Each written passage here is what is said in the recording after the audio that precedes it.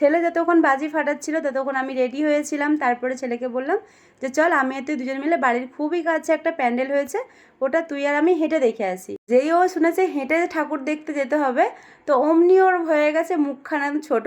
তো আমি বুঝতেই পেরেছি, আমি বললাম দেখ বাড়ি তো খুবই কাছে, ওটুকু হেঁটে যাওয়াই যায়, না পাপাকে ডাকো। তো যাই হোক বাবাকে ডাকার পরে বাবা বললো তো দূরে কোথাও নিয়ে যাবে না। আমি এমনিতেও জানতাম যে নিয়ে যাবে না। তো আমি বললাম দেখো ঘরে যখন এই খুব কাছে প্যান্ডেলটা, তাহলে এটাই কমসে কম দেখিয়ে দাও। তো বলতে বাবা নিয়ে গেল।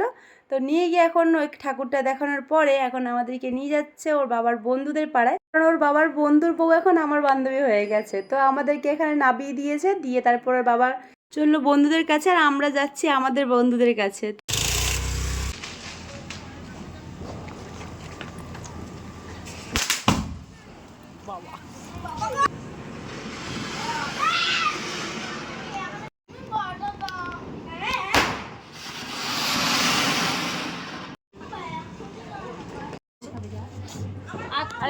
এখানে পুজো কমপ্লিট হতে হতে প্রায় 2:30টার মতো বেজে গিয়েছিল। তারপরেও ছেলেরা ওদের বাজি ফাটানো শেষ হচ্ছিল না। তো কিছুক্ষণ থাকার পরেও তারপর দেখলাম আমার ছেলের থেকে আর জাগা যাচ্ছে না, কারণ ওর প্রচণ্ড ঘুম পেয়ে গেছিলো। ছেলেকে নিয়ে সবাইকে টাটা করে বাড়িতে চলে এসেছিলাম।